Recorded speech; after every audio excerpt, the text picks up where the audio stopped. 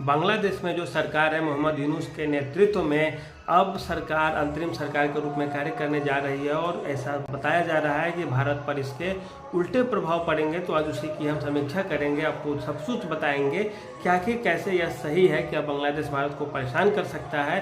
तो आपको बता दें, बांग्लादेश के पास इतनी औकात नहीं है कि हिंदुस्तान की सरहद को कोई नुकसान पहुंचा पाए, हिंदुस्तान की जीडीपी, हिंदुस्तान की अर्थव्यवस्था, हिंदुस्तान की राजनीति को कोई नुकसान पहुंचा पाए, बांग्लादेश नुकसान पहुंचा पाए। बांग्लादेश हर चीज़ के बावजूद बिहार और पश्चिम बंगाल इन्हीं दोनों राज्यों को मिला दिया जाए तो उतना ही बड़ा है, उससे ज़्यादा बड़ा नहीं है। उसका 1.5 लाख वर्ग किलोमीटर में फैला हुआ है, 93,000-92,000 वर्ग किलोमीटर में बिहार भी फैला हुआ है और बंगाल को मिला दे तो थोड़ा बहुत ज़्यादा ही होंगे हम, लेकिन कम नहीं होंगे। इसके अलावा बात करें तो बांग्लादेश एक कृषि आधारित अर्थव्यवस्था वाला देश है। एमएसएमई अर्थात छोटे मोटे लघु उद्योग, सूक्ष्म उद्योग का वहाँ पे अच्छा खासा योगदान है और उससे यदि निर्यात नहीं होगा, यदि भारत के बाजार उसके लिए बंद हो जाते हैं, भारत सीमाओं से उसका सामान नहीं खरीदेगा तो बांग्लादेश 3 दिन में भिखारियों की तरह ज़मीन पर लेट करके नमाज पढ़ने लगेगा। उसके बाद बात करें, भारत से यदि पेट्रोलियम जाना बंद हो जाए, बांग्लादेश को गैस सिलेंडर जाना बंद हो जाए या अन्य खाने पीने के जो खाद्य सामग्रियाँ वो जाना बंद हो जाए बांग्लादेश में, बांग्लादेश 24 से 48 से 72 घंटे बहुत हो गए, बांग्लादेश में फिर से एक नया विद्रोह छिड़ जाएगा। वर्तमान में जो पाकिस्तान परस्त जो संगठन है वहाँ पे वे या कुछ आतंकी संगठन मिलकर जो ऐसा माहौल बनाए बांग्लादेश में जिससे शेख हसीना को देश छोड़कर भागना पड़ा, उसके पीछे भी आप बात करें तो उससे जो एक आधार तैयार हो गई है वह भी जो सरकार मान ली मोहम्मद यूनूस के नेतृत्व में काम करेगी, उनके खिलाफ भी वो एजेंसियां उस तरह से काम कर सकती हैं। जैसा कि आप पाकिस्तान में देख सकते हैं कि हर बार साल 2 साल पे वहाँ पे तख्ता पलट होता है। बांग्लादेश की सेना की बात करें तो बांग्लादेश की सेना 3 धड़े में बटी हुई है। पहली है वह शेख हसीना के नेतृत्व वाली सरकार के साथ है, दूसरी पाकिस्तान के ISI के साथ है, तीसरी चीन के साथ है। ऐसे में आप देखिए तो सैन्य मजबूती भी बांग्लादेश में नहीं है और सेना के स्तर पे भी बांग्लादेश का 37-38 नंबर है पूरे दुनिया में, 37वां 8वीं सबसे ज़्यादा जनसंख्या वाला देश है दुनिया का बांग्लादेश, लेकिन जीडीपी के मामले में काफ़ी पिछड़ा हुआ है। विश्व बैंक की जीडीपी की बात करें तो भारत के में जो प्रति व्यक्ति जीडीपी है और बांग्लादेश में प्रति व्यक्ति जीडीपी है तो बांग्लादेश का वो ज़्यादा है भारत से और भारत का कम है। भारत के है 2480-81 के आसपास है और उसका जो है 2520 उसके आसपास है। तो आप लगभग देखें तो $45 का प्रति व्यक्ति जीडीपी अंतर है बांग्लादेश का। बांग्लादेश आगे है इस सेंस में, लेकिन इससे कुछ फर्क नहीं पड़ता क्योंकि यदि डॉलर आपका आगे ही है बांग्लादेश का जीडीपी के मामले में तो प्रति व्यक्ति जो जीडीपी है बांग्लादेश का आगे ही है, तो उससे ये नहीं है कि भारत से वो अच्छा हो गया, क्योंकि अच्छा होता तो फिर शेख हसीना को या उसी के देश के प्रधानमंत्री को आखिर किस तरह से आवास छोड़ के भागना तो नहीं पड़ता कम से कम, और वो भी भागना पड़ा तो दूसरा देश तुरंत शरण दे देता, रख लेता, लेकिन कोई रखने को तैयार नहीं है। इस तरह की स्थिति नहीं होती।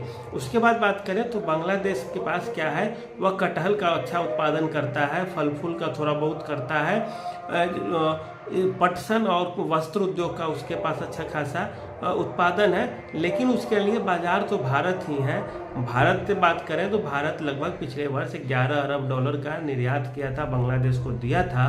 बांग्लादेश से कितना लिया था तो $1.5 अरब ही आया था सामान बांग्लादेश से। तो हम व्यापार में फ़ायदे में दिखते हैं और यदि हम निर्यात करना कम कर दिए तो बांग्लादेश सरेंडर बोल जाएगा और एक तरह से मुंह के बल गिर जाएगा। वहाँ पे सरकार यूनुस की चले या सेना की चले या किसी चीन भी आके चलाए, पाकिस्तान भी आके चलाए, कुछ नहीं हो सकता। 3 तरफ से भारत से घिरा हुआ है बांग्लादेश।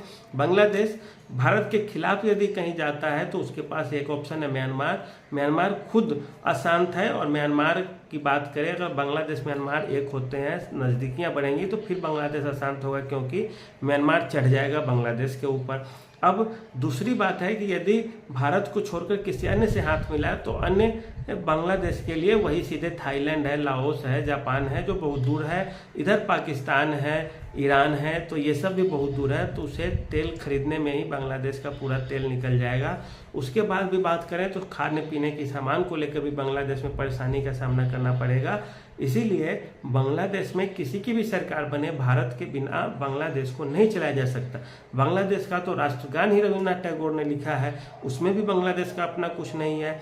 बांग्लादेश बांग्ला भाषा को लेकर पाकिस्तान से अलग हो जाता है, इसलिए भी उसका महत्व कुछ आगे ज़्यादा ही बढ़ जाता है। तो इन सब चीज़ को आप देखें तो आप देखेंगे कि बांग्लादेश में चीन का या अमेरिका का या पाकिस्तान का कोई बहुत बड़ा रोल हो ही नहीं सकता। अमेरिका की CIA तो 1971 से 90 तक 18 साल तक बांग्लादेश में एक्टिव रही थी। क्या कर ली बांग्लादेश का, या बांग्लादेश से किसे क्या नुकसान करा दी, तो ये सब कोई मायने नहीं रखता, क्योंकि 1971 की जंग में रूस साथ था भारत के और भारत ने आज़ादी दिलाई थी। तो अमेरिका को लगा कि ये हमारे ऊपर प्रहार है एक तरह से, तो अमेरिका अपना फोर्स लगा दिया वहाँ पे। तो CIA खुफिया एजेंसी काम करती रही, कुछ नहीं हो पाया। अभी भी कुछ नहीं होगा। सैन्य सरकार भी रहेगी, सैन्य शासन भी रहेगा बांग्लादेश में, तो भी भारत के बिना बांग्लादेश नहीं चलने वाला। क्योंकि यदि भारत सामान देना बंद कर दे, चीनी देना बंद कर दे बांग्लादेश को, वस्त्र उद्योग के लिए बाजार बंद कर दे, डीजल पेट्रोल बांग्लादेश को देना बंद कर दे, अन्य जो रसद और सामग्री है वो देना बंद कर दे, तो फिर बांग्लादेश कहाँ जाएगा। वो बेचारे को 100 रुपये जो अभी गैस मिलती है वहाँ पे, वो 200 रुपये kg बिकने लगेगी। और वही जनता जो अभी हसीना को भगाने के लिए उतरी थी, वही जनता फिर से सड़कों पे उतरेगी और वहाँ की सेना को भगाने के लिए हल्ला करने लगेगी, वहाँ की अस्थायी सरकार को भगाने के लिए हल्ला करने लगेगी।